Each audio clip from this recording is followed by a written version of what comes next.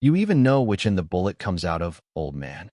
The laughter rolled across the firing range like loose brass bouncing on concrete, sharp and careless beneath the burning North Carolina sun.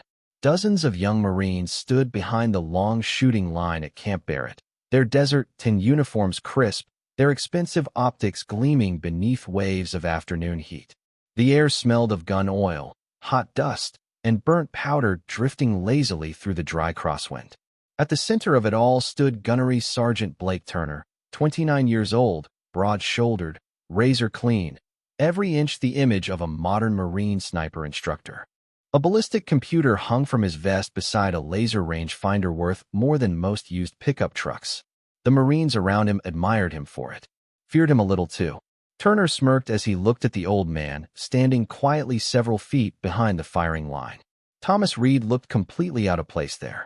He was 81 years old, tall but lean with age, his faded denim jacket hanging loosely over a gray work shirt that had seen too many summers. Dust clung to his worn leather boots. His weathered hands rested calmly at his sides, unmoving despite the laughter aimed directly at him. He didn't react to the insult, didn't even blink. His pale blue eyes remained fixed somewhere far beyond the steel targets, shimmering nearly a mile downrange through the heat haze. "I asked if I could borrow a rifle," Thomas repeated softly, his voice rough like gravel dragged across steel. A few younger Marines chuckled louder at that. One lance corporal nearly spit out his coffee. Turner shook his head in disbelief and looked around theatrically at the others. "You hear this? Grandpa wants to run sniper quals." More laughter. Phones quietly came out now. A couple Marines started recording. The range itself stretched across hundreds of yards of cracked earth and faded grass, with wind flags snapping unevenly in different directions. The targets sat impossibly far away, tiny black specks dancing in the mirage. Marines had been struggling all morning to hit them consistently. The wind kept changing. Technology kept failing them. Nobody liked that, especially Turner. "Sir," Turner said loudly, drawing out the word with deliberate disrespect, "this rifle costs more than your truck, and these Marines are training for combat conditions, not hosting a history tour." Thomas slowly shifted his gaze toward the firing line. Modern rifles rested neatly against bipods beside spotting scopes and ammunition cases lined with military precision. Expensive equipment, powerful equipment. But his eyes didn't linger on the rifles. They drifted toward the wind instead, toward the way dust rolled low across the left side of the range while the upper flags pulled right, toward the subtle shimmer rising off the rocks at mid-distance. He watched all of it in silence. Turner mistook the silence for embarrassment. "What's wrong?" he asked with a grin. "Forget your glasses?" Another burst of laughter cracked through the line. Thomas simply nodded once toward one of the rifles near the bench. "That one'll do." Turner looked down at the weapon, then back at the old man, almost offended by the confidence in his tone. "That one is chambered in 308 with a custom 0 at 1,200 yards, he said. "You probably haven't touched a rifle since Elvis was on television." The Marines laughed again, but weaker this time, because something about the old man felt wrong. Not dangerous exactly, just still, too still, like an old tree standing untouched in the middle of a storm. Thomas stepped forward slowly, boots crunching softly against the gravel. The sunlight caught the edge of a faded patch stitched onto the shoulder of his old denim jacket. Most of the threading had worn away decades ago. Only the faint outline of a black spear and a pale white raven remained visible against the fabric. Turner noticed it immediately and smirked. "Nice patch," he mocked. "Halloween costume?" Thomas looked down at the patch for the first time. His weathered fingers brushed lightly across the faded stitching. And for the briefest moment, the noise of the range seemed very far away. The wind shifted hard across the valley a second later, snapping the far flags in the opposite direction while heat shimmer rolled above the dirt like invisible waves across water. Thomas Reed kept his fingers resting on the faded patch for another quiet moment before lowering his hand again. The laughter around him slowly faded, not because the Marines suddenly respected him, but because something about the old man's silence had started to feel uncomfortable. Gunnery Sergeant Blake Turner crossed his arms and stepped closer, boots grinding against gravel. "You planning on shooting sometime today?" he asked. "Or are we all waiting for a ghost story?" A few Marines laughed again, but less confidently now.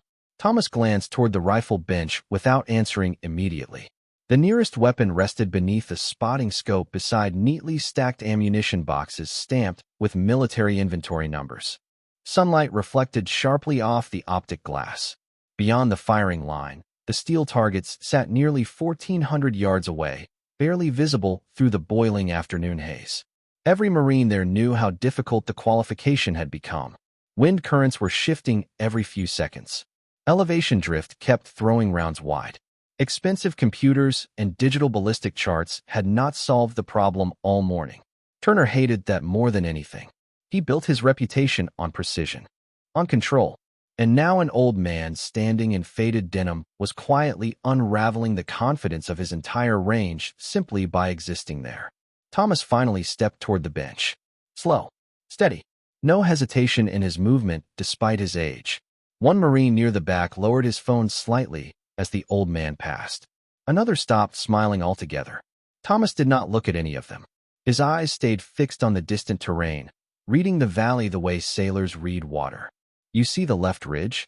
Thomas asked calmly. Turner frowned. "What?" "Wind rolls down from those rocks around noon," Thomas said. "Then the valley pulls it back east halfway to target." Several Marines exchanged uncertain looks. One young corporal quietly glanced toward the wind flags again. Thomas continued softly. "You are compensating for the wrong current." Turner scoffed immediately. "That is impossible. We have live atmospheric readings from 3 stations." Thomas nodded once. "And every one of them is sitting too high." The words landed harder than Turner expected. Not because of the statement itself, but because the old man said it without ego, without challenge, like someone stating the weather. Turner grabbed the rifle from the bench and shoved it toward him. "Fine," he snapped. "Show us." The rifle was heavier than it looked, a modern precision platform fitted with custom hardware and advanced optics. Thomas accepted it carefully, his weathered hands moving with surprising familiarity. Not excitement. Familiarity. He checked the chamber by instinct alone. Efficient. Natural. The movement was so smooth that one of the younger Marines unconsciously stopped recording and stared instead. Thomas settled behind the rifle bench while heat waves drifted across the range in long, shimmering ribbons. He adjusted nothing at first. Did not touch the optic turrets. Did not check the ballistic computer mounted beside the rifle. Instead, he simply watched the range. The distant grass. The mirage. The dust lifting along the rocks. Gunnery Sergeant Turner smirked again, forcing confidence back into his posture. "What now?" he asked loudly. "Waiting for divine intervention?" Thomas ignored him completely. His pale eyes narrowed slightly toward the valley. Beside the benches, Corporal Liam Foster quietly stared at the faded patch on Thomas Reed's shoulder again. The black spear. The white raven. Something about it scratched at the back of his memory. He had seen that symbol before. Not online. Not in a history book. Somewhere on base. Somewhere restricted. Liam felt his stomach tighten slightly as Thomas rested one calm hand along the rifle stock. The old man's fingers paused briefly over an old scratch carved into the composite frame near the magazine well. And for the first time since arriving at the range, something changed in his expression. Not anger. Not pride. Recognition. The rifle settled into Thomas Reed's shoulder with the ease of something returning home after a long absence. The entire firing line had gone strangely quiet now except for the restless wind scraping dust across the concrete barriers and the distant metallic ping of another Marine missing steel somewhere farther down the range. Thomas rested his cheek lightly against the stock and looked through the optic for the first time. His expression did not change. Around him, the Marines waited with folded arms and skeptical grins that no longer felt quite as certain as before. Gunnery Sergeant Blake Turner stood directly behind the bench, jaw tight, watching for the old man to embarrass himself. He wanted the moment over. Wanted the laughter back. "You need help adjusting elevation?" Turner asked with heavy sarcasm. "Or should I explain how scopes work first?" Thomas ignored him completely. His eyes remained steady behind the glass. Heat waves rolled violently across the valley now, twisting the distant target into a distorted blur. The wind flags halfway downrange snapped left, while the nearest flag barely moved at all. It was ugly shooting weather, the kind that frustrated experienced marksmen and exposed amateurs immediately. Thomas slowly reached up and turned the rifle's magnification down instead of higher. Turner frowned. One Marine quietly muttered, "What is he doing?" Another shook his head. "No way he can even see the target now." But Thomas was not looking for the target anymore. He was reading the space between himself and the steel, the invisible movement hiding inside the valley. He watched the shimmer lifting from sun-baked rock formations near the 700-yard marker, watched dust curl low near the dried creek bed crossing the center lane, watched the grass bend unevenly along the ridge line. His breathing slowed until it almost disappeared entirely. Nearby, Corporal Liam Foster kept staring at the faded patch on the old man's shoulder. The black spear, the pale raven. His stomach tightened harder the longer he looked at it. Then suddenly he remembered where he had seen it before. 3 months earlier inside the old command hallway near base operations. A framed black and white photograph hidden between dozens of unit citations. 5 men standing in jungle fatigues beside a helicopter with no markings. No names beneath the image. Only one symbol painted faintly on a crate behind them. A black spear crossed beneath a white raven. Liam felt cold despite the heat. He looked back at Thomas Reed with widening eyes. "No way," he whispered under his breath. Turner heard none of it. He was too busy trying to maintain control of the moment. "Go ahead, old-timer," he said loudly enough for everyone to hear. "Show us how they did it back in the Stone Age." A few Marines laughed nervously. Thomas finally spoke without taking his eye from the scope. "Wind changes twice before 1,200 yards, he said calmly. Then drops hard near the ravine. Turner rolled his eyes. "That is not how airflow works." Thomas gave the smallest nod. "Out here it is." The confidence in his voice was not arrogance. That was what unsettled them most. He sounded like a man describing roads he had traveled 1,000 times before. Liam quietly stepped backward from the crowd and pulled his phone from his pocket with trembling fingers. His pulse hammered in his ears as he searched through the base directory. He found the extension for Operations Command and hesitated only a second before calling. Across the range, Thomas Reed gently rested his finger against the trigger. The firing line seemed to hold its breath with him. Even the laughter had disappeared now. Only the wind remained, whispering low across the Carolina dirt while sunlight burned against the old faded patch stitched to his shoulder like a ghost from another century. Corporal Liam Foster turned away from the firing line and pressed the phone tightly against his ear while the wind roared softly across the open range behind him. His pulse hammered so hard he could feel it in his throat. The call connected after 2 rings. "Base operations," a calm female voice answered. Liam glanced back toward Thomas Reed sitting motionless behind the rifle. "This is Corporal Foster at Long Range 7, he said quickly. "I need verification on a personnel identifier." "Go ahead." Liam swallowed. "Patch recognition. Black spear. White raven. Possible archived recon insignia." Silence.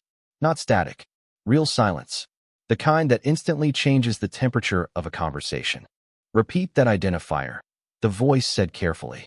Liam repeated it slower this time. Another pause followed. Then typing. Somewhere deep inside the base network, old records began waking up. Back at the firing line, Thomas Reed still had not taken the shot. The Marines watched him with growing unease while the afternoon sun burned white against the concrete barriers. Dust curled low around the benches. A warm gust swept across the valley, changing direction twice before reaching the lower targets exactly like Thomas had predicted. Several younger Marines noticed it now. One quietly adjusted his own rifle scope, suddenly uncertain about every calculation he had made all morning.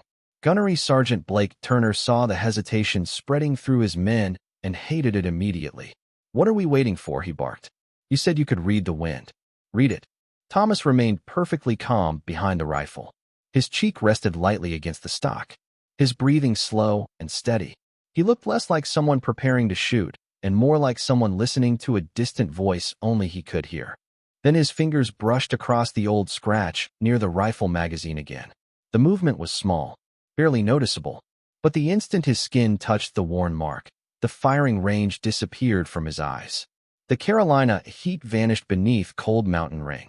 Rotor blades thundered somewhere overhead through heavy jungle fog. The scent of gun oil became wet earth, diesel smoke, and soaked canvas. Thomas was 23 again, lying prone on a narrow ridge deep inside a place no official map acknowledged. The same black spear patch rested fresh on his shoulder then, stitched onto rain-darkened fatigues beside 4 other men hidden beneath the trees.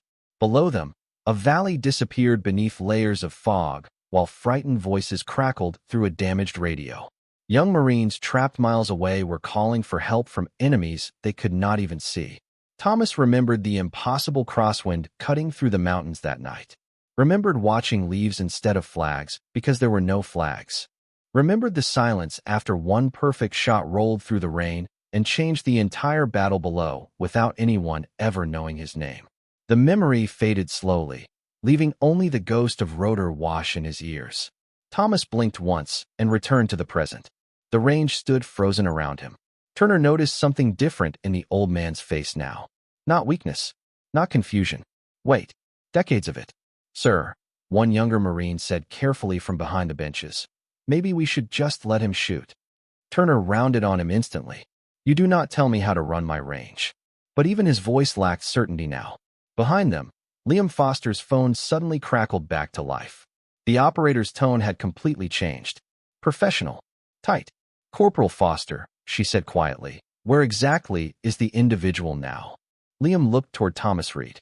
The old man remained motionless behind the rifle while sunlight glowed against the faded raven patch on his shoulder. He is still on the firing line, Liam answered. Another silence followed. Then one sentence. Calm. Controlled. Dangerous. Do not let anyone interfere with that man. The words from base operations stayed lodged in Corporal Liam Foster's mind like a live wire. Do not let anyone interfere with that man. He lowered the phone slowly, staring across the firing line at Thomas Reed with an entirely different kind of fear now. Not fear of danger. Fear of realizing he had been standing next to someone history had buried on purpose. Around the range, the Marines still waited in tense silence while hot wind rolled through the valley carrying dust and the faint metallic scent of spent ammunition. Gunnery Sergeant Blake Turner shifted impatiently beside the bench, trying to force control back into the situation before it slipped completely away from him. Well, he snapped. You pulling the trigger or writing poetry? Thomas did not answer immediately. His finger rested lightly outside the trigger guard while his eyes tracked the invisible movement flowing through the range. Then he spoke quietly, almost to himself. Wind drops low after the ridge. Turner scoffed. There is no ridge effect at 1,400 yards. Thomas slowly blinked. That is because you boys only study what computers can measure. The comment landed hard. A few Marines looked down uncomfortably at the tablets and ballistic calculators strapped to their gear. Turner's jaw tightened. You saying our training is wrong? Thomas finally lifted his eyes from the scope and looked directly at him for the first time since arriving. The old man's expression stayed calm, but the weight behind his pale blue eyes felt ancient. No, he said softly. I am saying wind does not care about training manuals. The range fell silent again. Somewhere far off, another rifle cracked from a neighboring lane, the sound echoing across the Carolina hills before fading into the afternoon heat. Thomas settled back behind the rifle once more. The stock fit against his shoulder with practiced familiarity. His breathing slowed until even the Marines nearest him could barely see his chest move. Then another memory surfaced behind his eyes. Rain hammering against jungle leaves. Thick fog wrapped around steep mountains under a moonless sky. A young Thomas Reed lying prone beneath soaking camouflage netting while radio chatter hissed through static beside him. His spotter had gone quiet hours earlier, but the mission continued anyway because there had been trapped Marines waiting below in a valley no official report would ever acknowledge. Thomas remembered watching treetops bend in different directions under shifting mountain currents. Remembered counting seconds between gusts instead of heartbeats. Remembered one impossible shot threading through darkness while exhausted young Marines miles away suddenly realized they were going to make it home. No medals followed that mission. No ceremony. No recognition. Only the black spear and white raven stitched onto their shoulders before the unit disappeared from public records entirely. The memory faded as sunlight returned across the modern firing range. Thomas exhaled slowly. Beside the benches, Liam stepped toward Gunnery Sergeant Turner carefully. Gunny, he said quietly. Operations told us not to interfere with him. Turner barely glanced at him. Operations does not run my range. Sir, I do not think you understand. Turner turned sharply now, anger flashing beneath his composure. What I understand is that an old civilian walked onto my qualification line, and now half my Marines are acting like he is some kind of legend. He looked back toward Thomas with visible frustration. This is exactly how myths start. But even as he said it, uncertainty crept into his voice. Because deep down, Turner could feel it too now. The strange gravity surrounding the old man. The unnatural stillness. The sense that every Marine on that range had unknowingly stepped into the shadow of something much larger than themselves. Thomas Reed finally rested his finger gently against the trigger. The wind shifted again across the valley. And this time, without realizing it, several Marines instinctively looked toward the same ridgeline he had been watching all afternoon.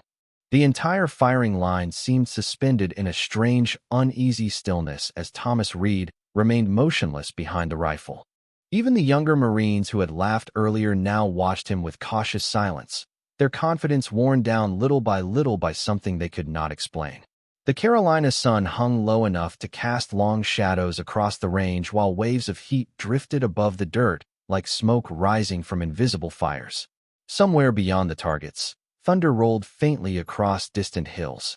Corporal Liam Foster could still hear the voice from operations echoing in his head. Do not let anyone interfere with that man. He stepped farther away from the crowd and checked his phone again. 3 missed calls now blinked across the screen from a restricted command extension he did not recognize. Before he could react, the phone vibrated again in his hand. Liam answered immediately. Corporal Foster speaking. The voice on the other end was no longer calm. It was sharp, military precise. Is the individual still present at long range 7? Yes, sir. Can you confirm identification? Liam looked toward Thomas Reed carefully. The faded denim jacket, the weathered boots, the old reconnaissance patch glowing pale beneath the afternoon light. Name is Thomas Reed, Liam answered quietly. Another silence followed. Then muffled voices erupted somewhere on the other end of the line. Liam could hear movement now, doors opening, orders being repeated rapidly in the background. A man finally came onto the line with a deeper voice carrying the unmistakable tone of command authority. Corporal, listen carefully. You are to ensure no one removes that civilian from the firing line under any circumstances. Is that understood? Liam swallowed hard. Yes, sir. And Corporal? Sir. Do not allow Gunnery Sergeant Turner to escalate this situation further. The line disconnected immediately afterward. Liam stared at the phone in disbelief. Back near the benches, Turner still stood rigid beside Thomas Reed, refusing to surrender control of the moment even as it slowly slipped through his fingers. You going to shoot or not? He demanded. Thomas did not answer right away. His eyes stayed fixed downrange where the wind curled unpredictably between rocky outcroppings and dry grass. Then quietly, almost gently, he spoke. Your target is not where you think it is. Turner frowned. What is that supposed to mean? Thomas shifted the rifle barely half an inch. Heat lifted the mirage. Steel appears higher than it really is. Several Marines instinctively glanced back toward their spotting scopes.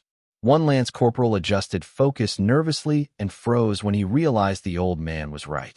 The target had been distorted all afternoon without anyone noticing why. Turner saw the reaction spreading again and stepped forward angrily. Enough, he snapped. This range is not some retirement home shooting club. Thomas finally looked up at him again. Calm, unshaken. No, he said softly. It is not. The words carried no challenge. That made them hit harder. Turner opened his mouth to respond, but a sudden roar of engines rolled across the range before he could speak. Every Marine turned instinctively toward the access road overlooking the valley. Black government SUVs appeared at the top of the ridge one after another, moving fast through clouds of dust. The mood on the range changed instantly. Marines lowered rifles. Conversations died mid-sentence. Even Turner straightened unconsciously at the sight of the approaching convoy. Liam felt his stomach drop. The vehicles did not slow as they descended toward Long Range 7. They accelerated. Thomas Reed remained completely still behind the rifle, as though he had not even noticed the convoy arriving. Wind whispered softly across the faded raven patch on his shoulder, while sunlight reflected off the old scratch beneath his hand. Then, with almost invisible control, Thomas exhaled slowly and squeezed the trigger. The rifle cracked across the valley with a deep, sharp report that rolled through the Carolina hills like distant thunder. The sound echoed off the ridgeline and vanished into the afternoon wind. For one suspended second, nobody moved. Then nearly 1,400 yards away, the tiny steel silhouette jerked violently and rang out with a clean metallic strike that carried faintly back across the range. Every Marine froze. One young lance corporal lowered his spotting scope so fast he nearly dropped it. Another stared downrange with his mouth half open, unable to process what he had just seen. The impossible target they had struggled to hit all morning had fallen silent beneath the old man's first shot. Thomas Reed slowly lifted his finger away from the trigger and rested the rifle gently against the bench like a man setting down a familiar tool after finishing routine work. No celebration crossed his face. No pride. No satisfaction. Only calm. Gunnery Sergeant Blake Turner stood completely motionless beside him. The color had drained from his face. He looked toward the distant target, then back toward Thomas, then toward the ballistic computer sitting useless beside the rifle. That was luck, Turner said finally, though the words sounded hollow even to him. Thomas looked quietly back toward the valley. No, he said softly. Luck misses left in a crosswind. Several Marines exchanged stunned glances. Nobody laughed this time. The convoy roared onto the range road only seconds later, engines growling beneath clouds of dust and gravel. Black SUVs slid to hard-controlled stops near the firing line, while military police stepped out first, scanning the area with rigid discipline. Every Marine instinctively snapped upright. Conversations vanished instantly.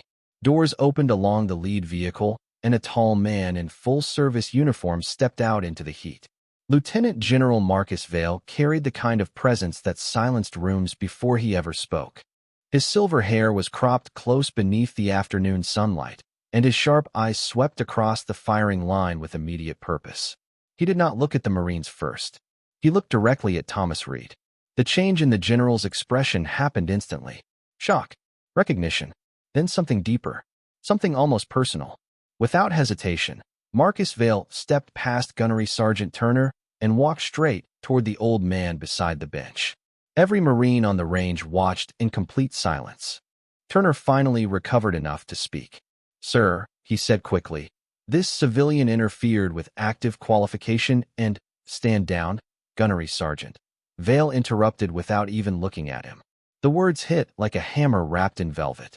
Turner stopped talking immediately. General Vale came to a halt in front of Thomas Reed. For several seconds, neither man spoke. Wind tugged softly at the faded denim jacket while dust drifted across the concrete barriers around them. Then the general's eyes lowered toward the old reconnaissance patch stitched onto Thomas's shoulder. The black spear. The pale white raven faded by decades of time. Marcus Vale inhaled slowly. I have not seen that patch in 30 years, he said quietly. The Marines nearby stared in confusion. Thomas finally looked up at him with the same calm expression he had worn all afternoon. Most people were not supposed to, he replied. The general gave the smallest nod. Then, in front of the entire firing line, Lieutenant General Marcus Vale stepped back sharply and raised a full formal salute.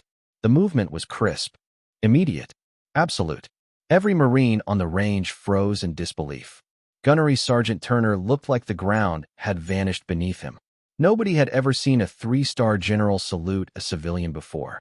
Yet there he stood beneath the Carolina sun, holding perfect military bearing before the old man everyone had laughed at less than an hour earlier. Thomas Reed looked at the general for a quiet moment before slowly returning the salute with weathered, steady fingers.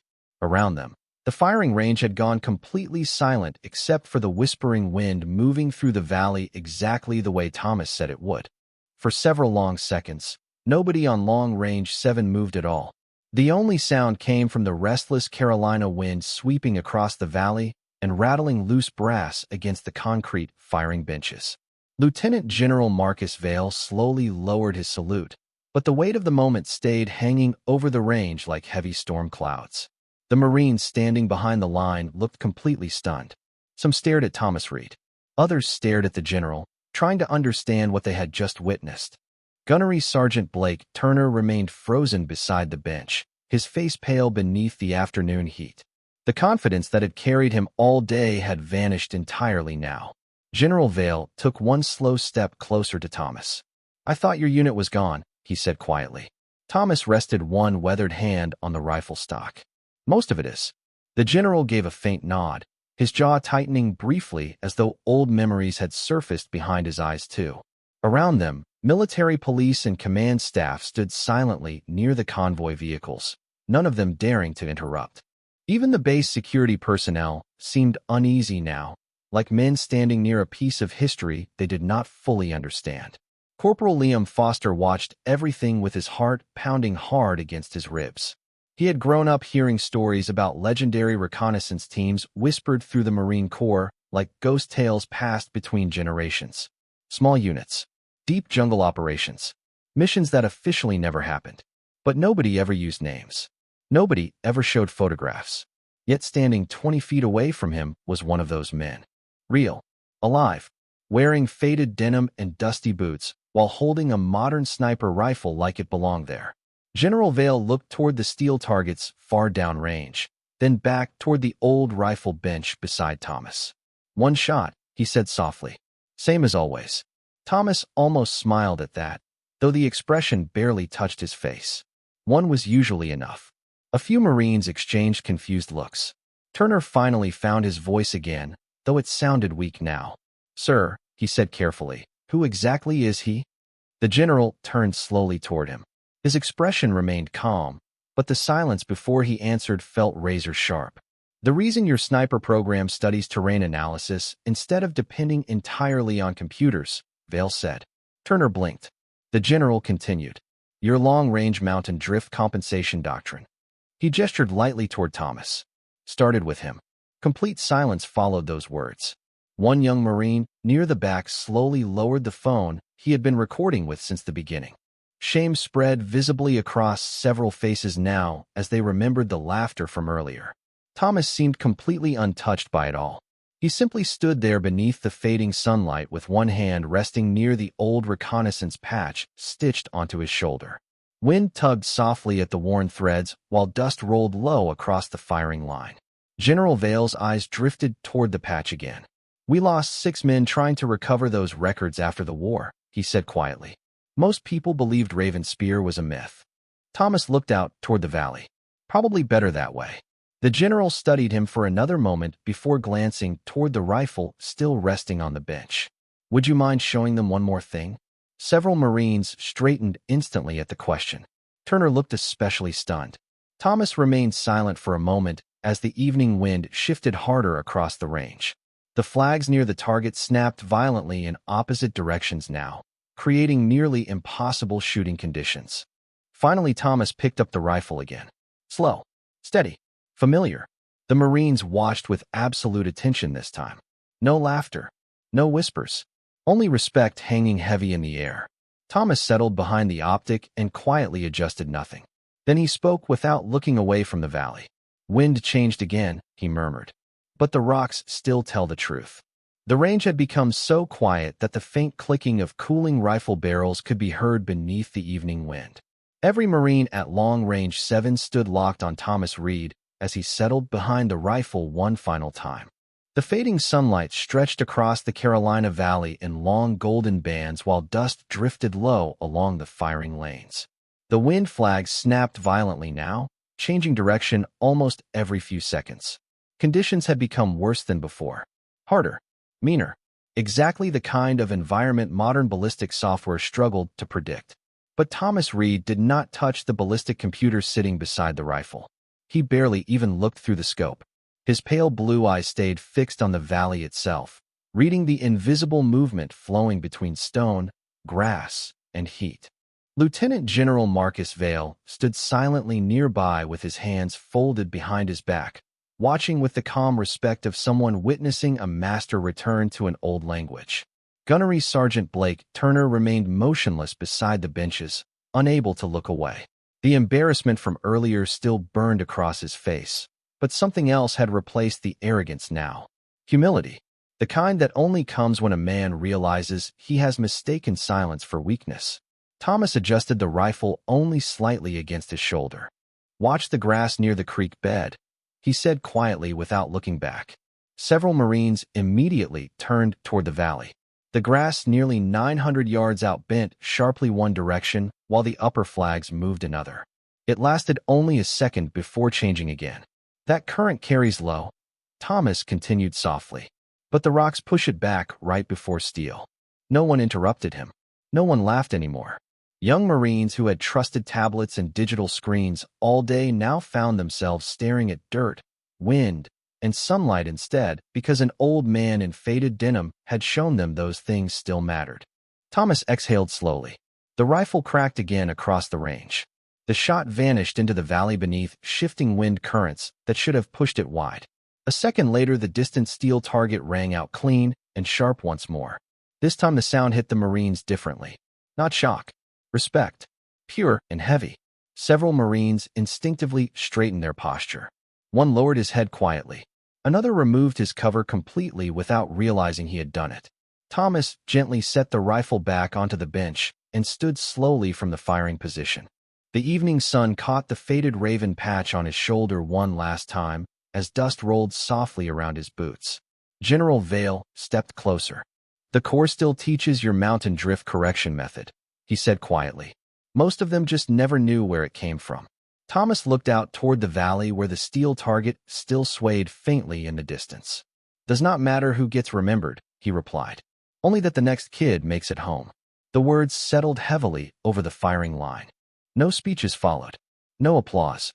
Only silence. The kind earned through truth. General Vale gave a small nod before turning toward the Marines behind the benches. "You boys spent all day trying to defeat the wind," he said calmly.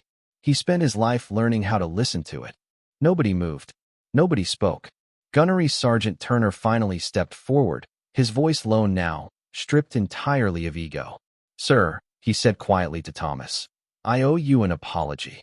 Thomas looked at him for a long moment. Then he gave the faintest shrug. "You are young," he answered softly. "That passes." A few Marines smiled weakly at that, though emotion still hung thick in the air.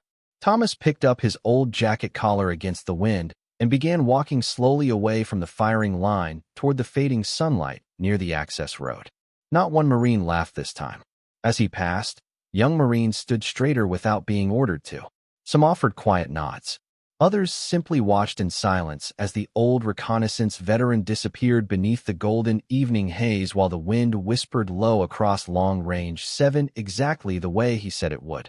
Some warriors never ask to be remembered. They only leave behind the lessons that keep others alive.